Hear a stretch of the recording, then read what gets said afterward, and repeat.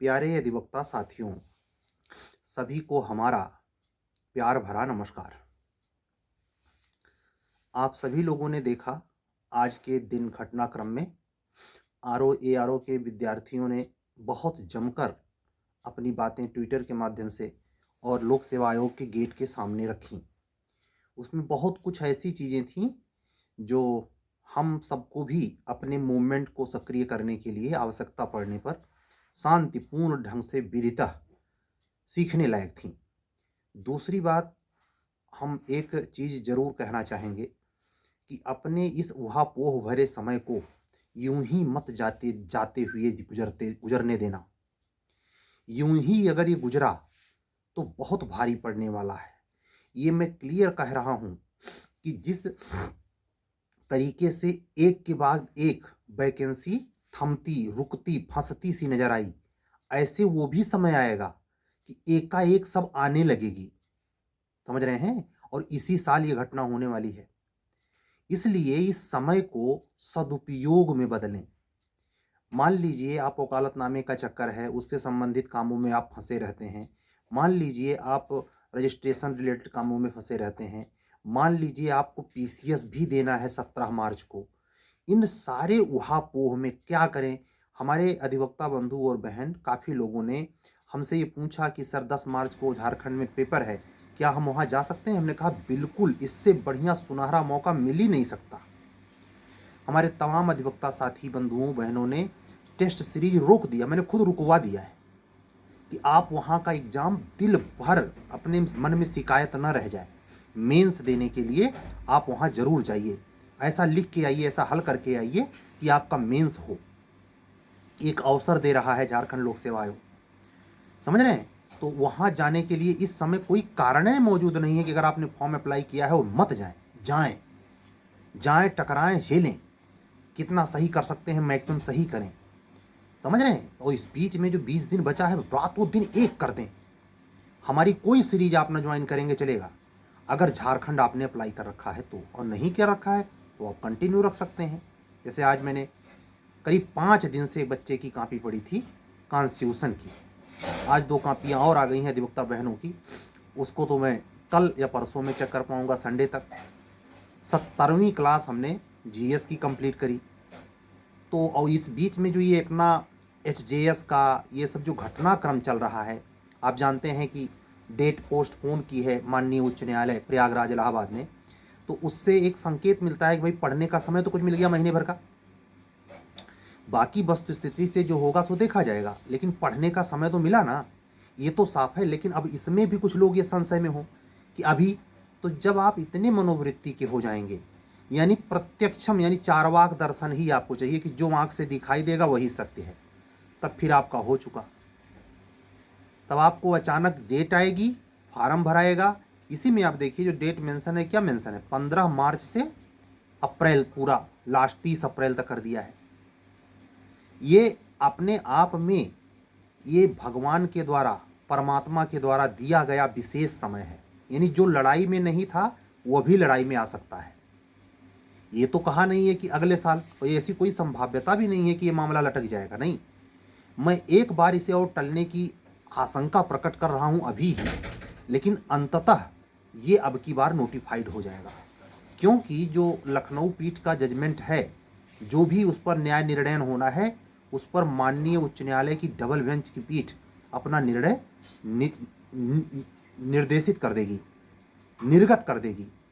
समझ रहे हैं? तो इसमें आप इसके उसमें ना रहें। हाँ, ये बात जो मैं पिछले वीडियो में कल वाले में भी कहा था, आज वाले में भी कहा था कि अगर ऐसी स्थिति बन गई कि बच्चे सुप्रीम कोर्ट गए तो वो पिटीशन चूंकि कंटिन्यू रहेगा, तो आपका जो नोटिफिकेशन फुल आएगा उसमें ये मेंशन रहेगा कि इस निर्णय के अधीन, और यही चीज़ हाई कोर्ट बचाना चाह रहा है। अपना माननीय उच्च न्यायालय स्वाभाविक है कि विधिक पचड़ों से इस वैकेंसी को बचाया जाए, लेकिन कैसे बचेगा? कैसे बचेगा जब विधि संगत बातें, कहते नहीं कि कोई भी बात सही समय देश काल देख कर कहनी चाहिए, करनी चाहिए। अगर नहीं वो देश काल है तो परिणाम आएगा।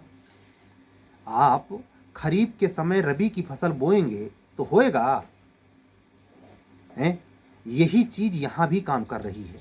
ये देश काल समय, ये बात सही है कि प्रपोजल आपने वायरल किया था लगभग 2 साल पहले कोरोना में, लेकिन उसका निस्तूगी सूचना होती है।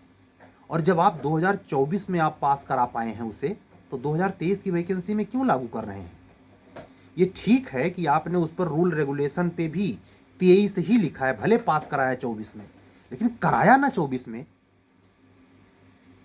ये तो सत्य नहीं मिटा पाएंगे ना, उस पर से 11 जनवरी 2024 तो नहीं मिटा पाएंगे। भले आपने उस पर लिख रखा है कि रेगुलेशन 2023। इसीलिए कहते हैं कि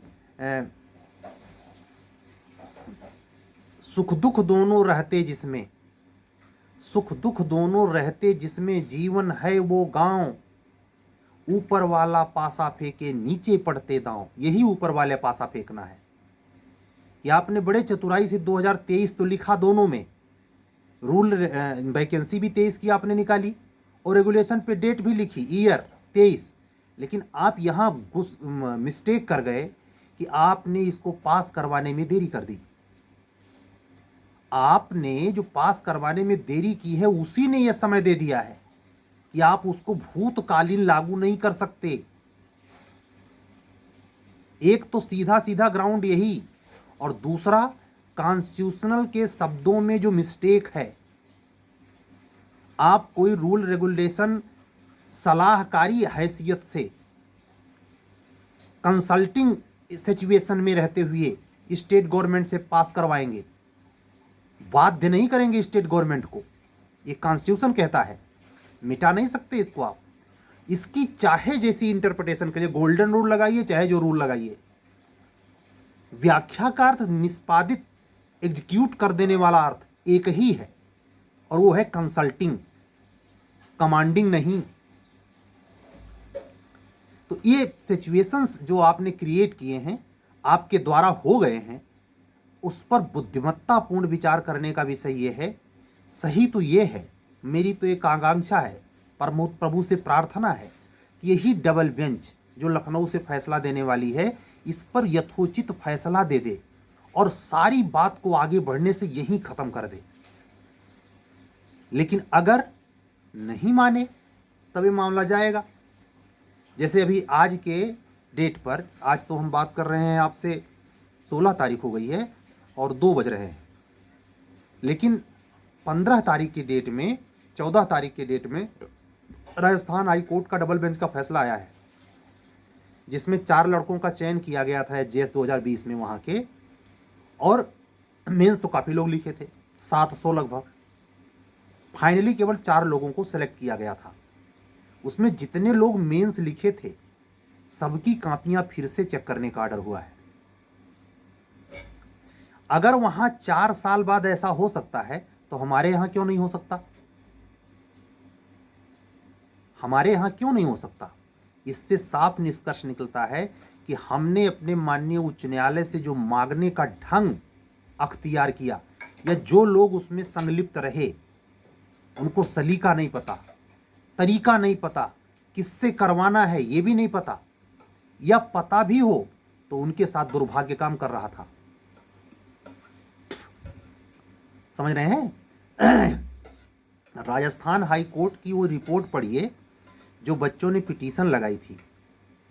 उसमें एक चीज़ बड़ी महत्वपूर्ण है, मैं आप लोगों से शेयर करना चाहूँगा कि जब 2018 पार्ट 1, 2 और 3 की एचजीएस हुई, तो मुझे भली बात याद है 2 और 3 के दरमियान माननीय उच्च न्यायालय इलाहाबाद के जो मुख्य न्यायाधीश थे, चीफ जस्टिस, वो गोविंद माथुर सर ही थे।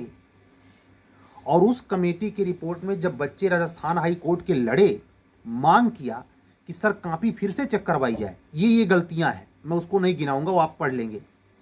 तो जानते हैं डबल बेंच ने यही रिकमेंड किया कि गोविंद माथुर सर के अध्यक्षता में कमेटी बनाई जाए, और उन्होंने ये रिकमेंड किया कि कापी फिर से चेक होनी चाहिए।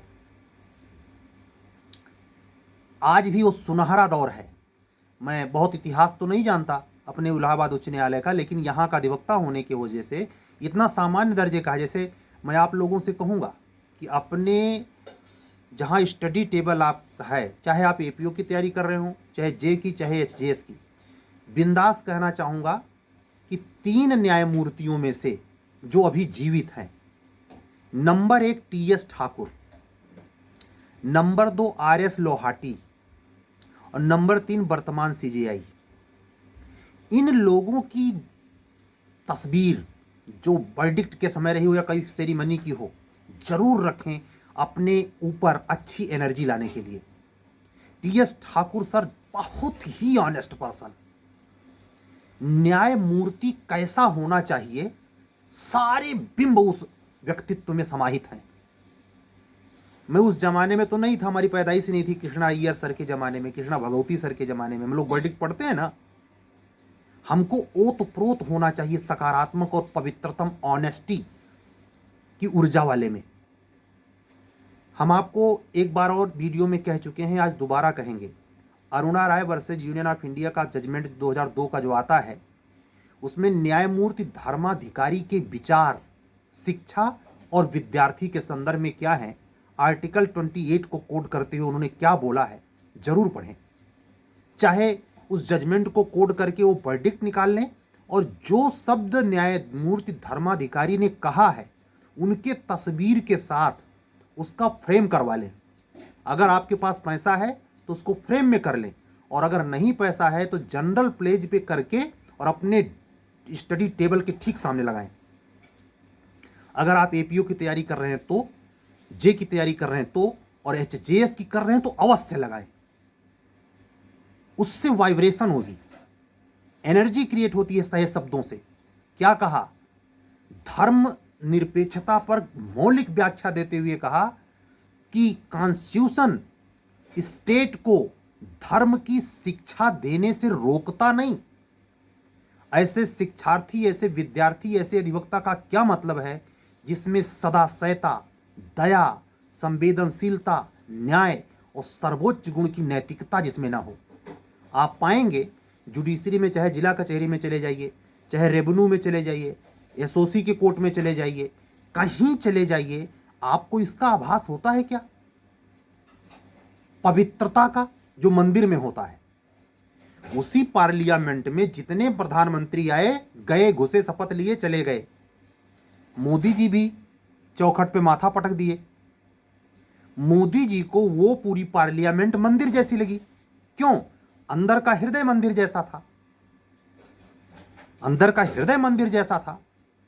ऐसे ही जब आपके भीतर न्याय की उस कुर्सी पर बैठने की आकांक्षा है या न्याय में सहयोग देने की आकांक्षा है, चाहे अधिवक्ता की हैसियत से, चाहे रीडर के हैसियत से, चाहे ब्रीफ रीडर के हैसियत से, चाहे महाधिवक्ता की हैसियत से, चाहे आप निचले स्तर की अदालत में एपीओ की हैसियत से,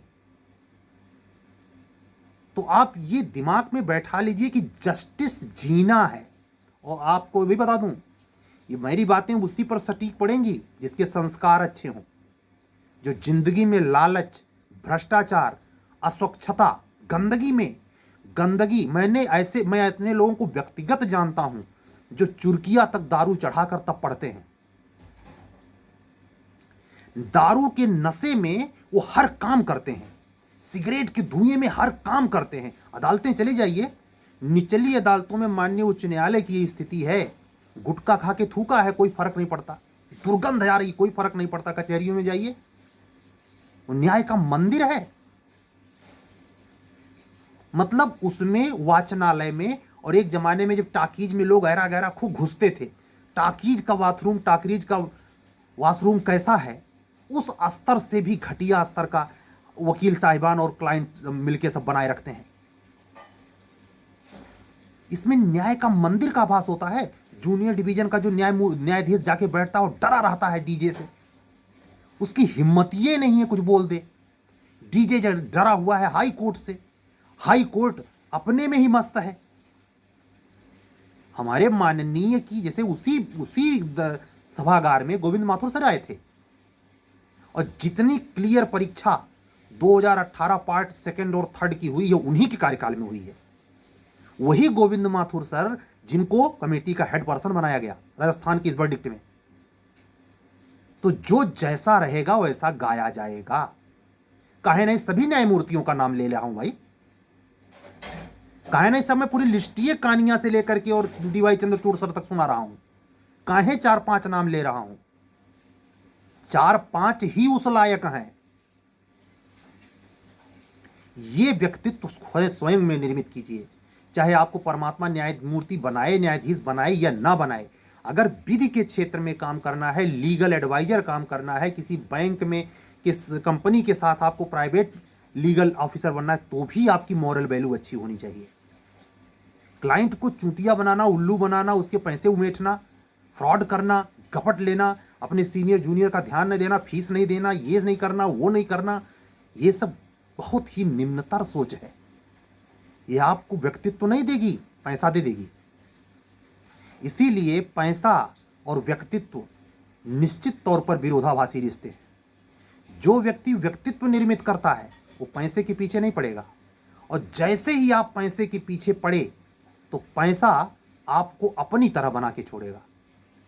वो रुपया जो कागज की नोट, मान लीजिए 2000 की नोट है, किसके किसके हाथ से गुजरता है कोई पता है? ऐसे आपका व्यक्तित्व हो जाएगा। अगर पैसा आपकी प्राथमिकता है न्याय के क्षेत्र में खासकर रहते हुए, और हम कहते हैं क्या एसडीएम न्याय की पोस्ट नहीं है, जिला कलेक्टर न्याय की पोस्ट नहीं है, सब मजिस्ट्रेटिकल जॉब हैं। और जितने मजिस्ट्रेट ये काम घटिया करते हैं, मैं व्यक्तिगत कह रहा हूं, हमारे मित्र हैं, तथाकथित मित्र, कहना भी पसंद नहीं आता लेकिन कह रहा हूं, एसडीएम के पदों पे हैं, बढ़िया कपड़े, बढ़िया ब्रांडेड सब कुछ है, इन फोन नहीं उठता। व्यक्तित्व से अंदर से मरा हुआ व्यक्ति एसडीएम के पद पर बैठा है। मैं व्यक्तिगत जाके मिल तक आया हूं, कोई असर नहीं पड़ता, अपने ही गुमान में है वो, उसको अपना ही नशा है, उसकी अपनी पार्टी है, वो वही पार्टी है जो जेटीआरआई से इकट्ठा हो जाती है, बाकी सब राक्षस। वो मानवता देखेगा, वो रेवेन्यू कोर्ट में बैठ करके मुकदमे हल करेगा, भाड़ में जाए मुकदमा। सैलरी पे निगाह है, फोर्जरी वाला 420 से जो इनकम आना है उस पर निगाह है। ऐसा निर्मित करके आप व्यक्तित्व का निर्माण नहीं कर सकते। हाँ, पैसा आपके पास 2 नंबर का आ जाएगा, तो जैसे आता वैसे जाता है, दे देगा परमात्मा एक अपाहिज बच्चा आपको, समेटो, लोभी पत्नी दे देगा। तमाम ऐसे कारण हैं, इनकी फ्रस्ट्रेशन को देखा जा सकता है। ऐसे लोग जो घर, पत्नी और इन सब चीज़ों में सीमित रहे, या जिनकी भावनाएं यहीं तक लिमिटेड रह गईं, वो बुढ़ापे में बहुत अकेले पड़ जाते हैं। सारी अफसरशाही फेल कर जाती है, न्यायिक सेवा, गैर न्यायिक सेवा सिगरेट के धुएं में उड़ जाती है। बिरले होते हैं जो ईमानदारी और न्याय का मजा ले पाए, जिस पर भगवत कृपा होती है, जिस पर संतों का अनन्य आशीर्वाद होता है। ये सब मैं क्यों कह रहा हूं कि ये धर्माधिकारी के विचारों को कोड सामने लिखिए, क्योंकि उन्होंने समझाया है। वही केस जो एसआर बोम्मई वाला है, उसमें सेकुलरिज्म की अलग व्याख्या है, उसके पहले सेकुलरिज्म पर अलग व्याख्या है। मुझे खुद 2001 में याद है, पीसीएस में क्वेश्चन पूछा गया था, सर्वधर्म संभाव नहीं, स्टेट धर्म से मतलब ही नहीं रखेगा, इसे धर्मनिरपेक्षता कहा गया। लेकिन न्यायमूर्ति धर्माधिकारी भी तो न्यायमूर्ति थे, न्यायमूर्ति कृष्णा भगवती भी तो न्यायमूर्ति थे, पीएन भगवती हैं। खाली विचार पढ़ने के लिए है, उसको उतारा नहीं जा सकता। हम अनुकरण क्यों नहीं करते भाई? हम न्यायमूर्ति अगर हैं, मान लीजिए, कल्पना कीजिए आप खुद को न्यायमूर्ति की हैसियत से और माननीय उच्च न्यायालय में शोभा पाते हैं, तो आपका यही धर्म है कि एक लाबी बना लें और 24 घंटा पैसा सोचें, कानून जाए तेल लेने, नैतिकता जाए तेल लेने, कानून की धारणाएं जाए सत्यानाश हो जाए, सरबा घोंट करते हुए, और आपकी हिम्मत और बच्चों के अनुशासित कोर्ट कंटेम्प्ट के डर से, चुप्पी की वजह से आप दिन दूना रात चौगुना पूरा बरियार सिंह हो जाएं। ये व्यक्तित्व निर्मित करने वाली चीजें नहीं है। ये उस शांत महिमा का जो न्याय की देवी से बिंबित होता है, उसका उपहास उड़ाना है। जैसे कोई एक मूवी आई थी जिसमें भगवान शंकर के मंदिर में रेप की सीन फिल्माई गई थी, उस पर लखनऊ डबल बेंच ने आपत्ति जताई कि आप हिंदू मेथोडोलॉजी के साथ मजाक नहीं कर सकते। तो ये मंदिर नहीं है, विचारों से भी होता है, केवल शारीरिक अंग प्रत्यंग से नहीं, विचारों से भी होता है। और कई मामलों में से तो विचारों से ज्यादा घृणित कृत्य होते हैं जितना प्रत्यक्ष नहीं हो सकते। आप ऐसी परंपरा को क्यों जन्मा रहे हैं कि न्यायमूर्ति का पद, न्यायाधीश का पद, अभियोजन अधिकारी का पद कलंकित सा लगे, जन विश्वास उठ जाए? किसकी जिम्मेवारी है भाई? आप जब रिसर्च पे जाएंगे, खूब सोचे समझेंगे, तो अंत में क्या निकलेगा? मॉरल वैल्यू हाई होना चाहिए। वो वकील नहीं जो अखिलेश यादव, योगी नाथ, आदित्यनाथ बाबा और मायावती के पीछे पीछे अपनी राजनीति चमकाने के लिए चल, वो नहीं, ना ना। यह संगठन में, वह संगठन में, ही प्रयागराज यूनिवर्सिटी में देश के धींगरा हैं, वकालत के नाम पे कलंक हैं, गाली गलौज, गुंडई, बदमाशी, गाड़ी तेज चलाना, अकड़े रहना, वकील का धौंस भी दिखाना, ये वकील की श्रेणी में नहीं आते।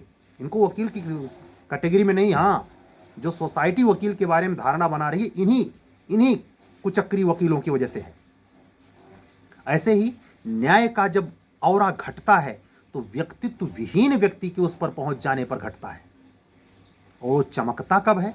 जब व्यक्तित्ववान व्यक्ति उस पर सौदा पाता है तो अपने आप ऑटोमेटिक बढ़ जाता है। अब आपको तय करना है, अभी आप स्टडी लाइन में हैं, अभी आपको सिलेक्शन नहीं मिला है, आपको तय करना है कौन सी श्रेणी चुननी है, व्यक्तित्व वाली या पैसे वाली। दोनों विरोधाभासी हैं, दोनों साथ साथ नहीं होगा। ध्यान रखना, अगर ये पकड़ेंगे तो वो छूटेगा, वो पकड़ेंगे तो वो छूटेगा। तो आज की बातें यहीं तक। हम जो राजस्थान में घटा है उससे आस लेते हैं। जो माननीय उच्च न्यायालय ने कल नोटिस निकाली है, डेट बढ़ाया है, उस बुद्धिमत्तापूर्ण नोटिस की भूरी भूरी प्रशंसा करते हैं, सर झुका के सिजदा करते हैं आपके माननीयों के इस निर्णय पर, और उम्मीद करते हैं कि आप अपने द्वारा लिए गए इस निर्णय की विसंगतपूर्ण स्थिति को, अनौचित्यता को पूर्णतया अपने गिरेबान में, अपने मातहत समाप्त कर देंगे। समस्या का हल निकल जाएगा। और यही अनुभव के संदर्भ में कहना चाहूंगा, जो बच्चे जूनियर डिवीजन में वैकेंसी वेट कर रहे हैं, और एपीओ के संदर्भ में भी कहना चाहूंगा, जो बच्चे किन्हीं कारणों से इस वैकेंसी को नहीं पा रहे हैं, वो बाधा जल्दी हटे और बच्चों तक ये वैकेंसी आए। इसी शुभकामना के साथ कि आप अपने व्यक्तित्व के निर्माण में मोरल वैल्यू के प्रति प्रवचनात्मक नहीं, क्रियात्मक तत्वों पर ध्यान देंगे, उससे जुड़े प्रयासों को अपने जीवन में हिस्से के तौर पर शामिल करेंगे। उसका एक हल्का सा मैंने एग्जाम्पल दिया। जो अधिवक्ता बंधु बहन हमारे टेस्ट सीरीज या कार्यक्रमों से जुड़ा है, अगर वो उस स्टेटमेंट का कोड किया हुआ फोटो खींचकर हमको व्हाट्सएप पे भेजेगा और बताएगा कि सर हमने आपके कहे अनुसार किया, तो मुझे अच्छा लगेगा। आप अपने स्टडी रूम में इन 3 न्यायमूर्तियों के लिए स्पेशल कह रहा हूं, ये आभा पैदा कीजिए। जिन चीजों से आप प्रभावित हो रहे हैं, समझ जाइए ऊर्जा उसमें है, आप में नहीं। इसका मतलब ये नहीं कह रहा हूं कि किसी से प्रभावित नहीं होना और अहंकारी हो जाना, नहीं।